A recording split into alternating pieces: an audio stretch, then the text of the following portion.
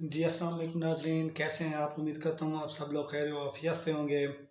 تو بنا وقت ضائع کیے چلتے ہیں آج کی ویڈیو کی طرف۔ ایک صحابی حضور کی خدمت میں حاضر ہوئے، عرابی تھے، دیہات کے رہنے والے تھے۔ انہوں نے حضور کی بارگاہ میں ایک بات عرض کی کہ حضور، اسلام کے حکام تو بہت سارے ہیں، آج بھی اگر آپ دیکھیں تو کتابیں بھری پڑی۔ پھر حضور ارشاد فرماتے تھے، صحابہ اس کو سنتے تھے، محفوظ کرتے تھے، آگے بیان فرماتے تھے۔ ان کا بہت سارے احکام ہیں اسلام کے، میں ایک دیہاتی شخص ہوں، مجھے کوئی ایک بات ارشاد کر دیجئے جو میرے لیے کافی ہو۔ تو آقا کریم نے اس شخص کو ایک بات ارشاد کی، فرمایا کہ ان تموتا و لسانک رطب من ذکر اللہ، تو اس حالت میں فوت ہو کہ تیری زبان اللہ کے ذکر سے تر ہو۔ 100 باتوں کی ایک بات ارشاد فرما دی، ان تموتا و لسانک رطب من ذکر اللہ، تو اس حالت میں انتقال کرے کہ تیری زبان اللہ کے ذکر سے تر۔ میں اور آپ اپنی زندگی اس طرح سے گزاریں کہ موت اچانک آئے یا تبھی موت آئے، جس حالت میں بھی ہمیں موت آئے تو ہماری زبان آتی ہو اللہ کے ذکر کی، ادھر سے سانس ٹوٹ رہی ہو اور ادھر لبوں پر اللہ کا نام جائے۔ جس شخص کا آخری کلمہ لا الہ الا اللہ ہوا، اللہ اس کو جنت میں داخل فرماتا ہے۔ اور کتنے خوش نصیب لوگ ہوتے ہیں کہ مرتے ہوئے جن کے لبوں پر اللہ کا باقاعدہ نام آتا ہے، اللہ کا ذکر ان کے لبوں کا وظیفہ ہوتا ہے۔ اور کچھ لوگ ان کو تلقین بھی کریں تو زبان پہ اللہ کا نام نہیں آ پاتا۔ اور ان میں سے ایک وہ شخص جو شراب کا عادی ہے یا کسی بھی نشہ آور چیز کو لیتا ہے، تو ایسے شخص کو مرتے ہوئے کلمہ نصیب نہیں ہوتا۔ جو اس کو دنیا کے اوپر سزائیں دی جاتی ہیں، ان سزاؤں میں سے ایک سزا یہ ہے کہ مرتے ہوئے اس کے لبوں پہ کلمہ نہیں آتا۔ اور علماء نے یہ بھی لکھا ہے کہ جو بے نماز ہے، نماز نہیں پڑھتا، مرتے ہوئے اس کے لبوں پہ بھی کلمہ جاری نہیں ہوتا۔ اللہ اکبر۔ تو ایک جامع بات ارشاد کر دی کہ ان تموتا و لسانوں کا رطب من ذکر اللہ، تو اس حالت میں فوت ہو کہ تیری زبان اللہ کے ذکر سے تر۔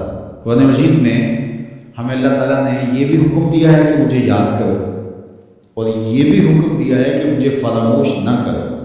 وَلَا تَكُونُوا كَالَّذِينَ نَسُوا اللَّهَ فَأَنسَاهُمْ أَنفُسَهُمْ أُولَٰئِكَ هُمُ الْفَاسِقُونَ، ان لوگوں کی طرح نہ ہو جانا جنہوں نے اللہ کو فراموش کر دیا، اللہ کو بھول گئے۔ جب کوئی خدا کو بھول گیا تو خدا پھر اس کو فراموش کر دیتا ہے، اور اس کی سزا کیا ہے کہ وہ خود فراموشی کا شکار ہو جاتا ہے، وہ اپنے آپ سے بھی آگاہ نہیں رہتا۔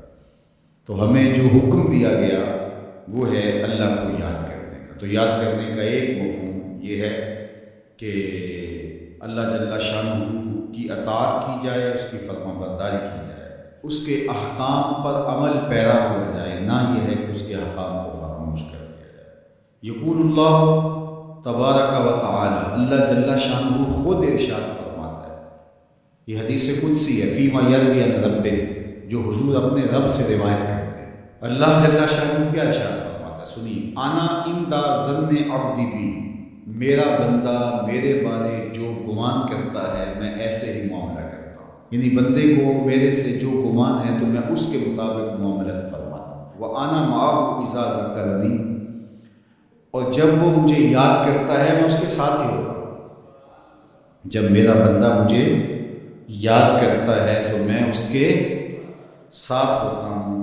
فَإِذَا ذَكَرَنِي فِي نَفْسِهِ ذَكَرْتُهُ فِي نَفْسِي، جب وہ مجھے اپنے دل میں یاد کرتا ہے تو میں بھی اسے اکیلے یاد کرتا ہوں۔ کتنی بڑی بات ہے کہ کسی کو رب یاد کرے۔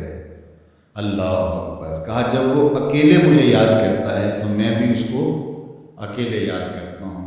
وَإِن ذَكَرَنِي فِي مَلَئٍ ذَكَرْتُهُ فِي مَلَئٍ خَيْرٍ مِّنْهُ، اگر وہ مجھے مجمع میں یاد کرتا ہے، لوگوں کے ہجوم میں یاد کرتا ہے، تو میں بھی اسے مجمع میں یاد کرتا ہوں جو اس مجمع سے بہتر ہے، اس اجتماع سے بہتر ہے۔ یہاں نیک بد گناہ گار سارے طرح کے لوگ ہیں، لیکن میں فرشتوں کے اجتماع میں یاد کرتا ہوں۔ اللہ اکبر۔ کیا منظر ہوتا ہوگا کہ جب اللہ فرشتوں میں کسی بندے کو یاد فرما رہا ہو۔ اللہ اکبر۔ اور ایک حدیث میں جو ہے وہ اس کے پھر آگے لفظ جو ہے یہ ہے، میرا بندہ میری طرف اگر ایک بالشت چل کے آتا ہے تو میں ایک ذرا آتا ہوں، اور میرا بندہ میری طرف اگر ایک قدم آتا ہے 70 قدم آتا ہوں، اور اگر میرا بندہ میری طرف چل کر آتا ہے اتیت ہو ہر والا، میری رحمتیں دوڑ کے استقبال کرتے ہیں۔ اللہ اکبر! تو کتنی کرم نوازی ہوتی ہے جو اس کو یاد کرتا ہے، تو یاد کا چراغ کبھی بھی بجھ۔ تو یہ تھی آج کی ویڈیو۔ اگر آپ کو ہماری ویڈیو پسند آئی ہے تو ہمارے چینل کو سبسکرائب اور بیل آئیکن کو دبا دیجیے گا۔ تب تک کے لیے اجازت دیجیے، اللہ حافظ۔